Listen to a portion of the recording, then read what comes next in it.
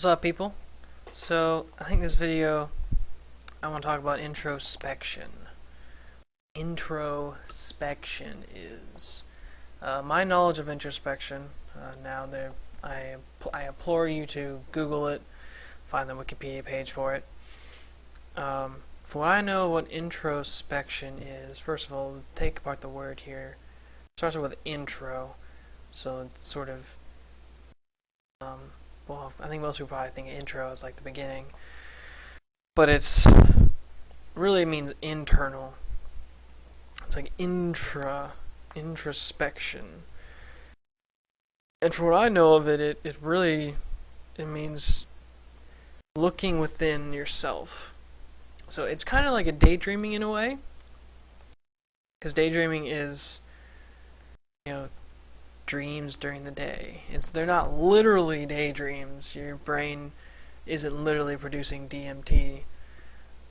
Maybe it kind of is, a tiny bit. There might be a process there that releases some kind of chemical that kind of allows you to think of this stuff. It's really kind of creating, like I'm thinking right now of a pineapple, the image of a pineapple. So when you create that image in your head, that's basically introspection. You're thinking of that when it's not in front of you, and it's not an actual physical thing. And so when you do with introspection is you extrapolate upon that. And I kind of started doing this back when I was in, I think, ninth or 10th grade. I would, as I was, ninth grade actually, before I moved, when my parents moved. I would walk home from school. It was about a block, and I would either I think I had an iPod by then, and while listening to music, I would think of stuff, and certain things would come to my mind, and I eventually started thinking of different sort of creating these simulations of certain things in my head, of physically, like actually seeing someone and talking, hearing what they say, and although I wouldn't hear my own voice, I would sort of try and put it in there and sort of think of what would they say when I say this? How would they respond? What would they physically do? And this eventually led to really being something that I did with everything. It was kind of an anxiety type thing where it helped my anxiety. I didn't really know about anxiety though until first year of college.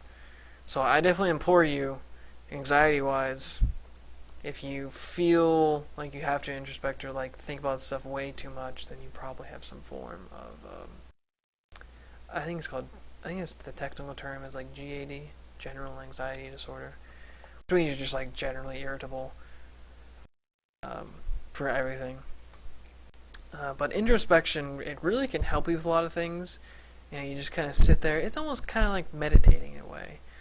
Although I would say it's meditating is removing things from the mind to, what meditating actually does is the brain waves that your brain creates, there's multiple ones of them, and when you're able to get to the certain ones that I believe are also emitted when you're in REM sleep, you sort of go down into this deep level, and then you go rise back up, and it can help you remove stress and gain better thoughts on an idea or something that's happening. Introspection is kind of that same thing, but by filling your mind with thoughts and simulating things and trying to figure stuff out.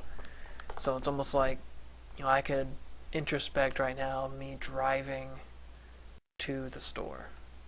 I think of, walking out my door, opening the door to the car, turning it on, driving out and looking both ways from my windows, make sure no one's there. So I pull out, and then where the light is, all the roads, maybe some cars are coming and someone's pulling out this way, and yada yada yada.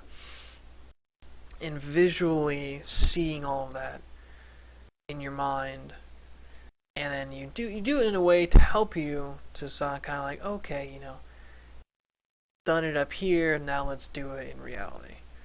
and you can use it for like tests, so you can sort of visualize yourself going to class, having the paper there, and then thinking of, okay, what are you gonna do?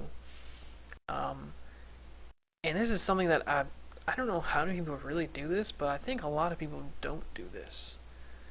And it's kind of a fail-safe that you can do every day throughout life, to sort of help you sort of be prepared. That was kind of a thing. That's why I did it so much when I had anxiety, because I wanted to make sure I was prepared for every possible thing. But that, because I was too afraid, I didn't know what was going to happen, and that freaked me out. And I would get this feeling, that sort of physical feeling of anxiety, which is awful. And if you get that, then it probably means you have anxiety problems, and you should get that shit fixed before it gets too bad, uh, too extreme. So I definitely think if you don't try introspection, try it, as well as meditation, but I'll probably talk about that in another video.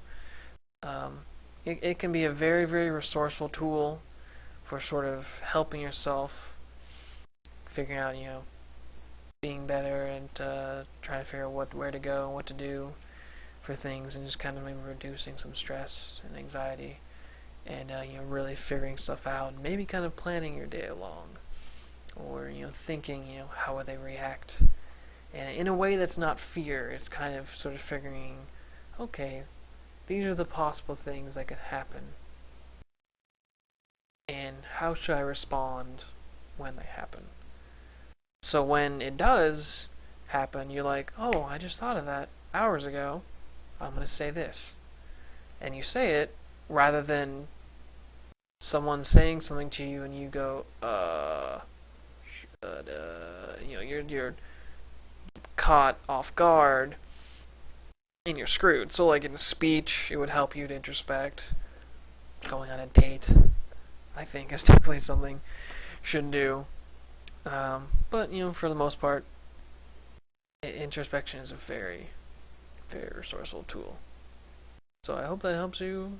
I'll see you next time.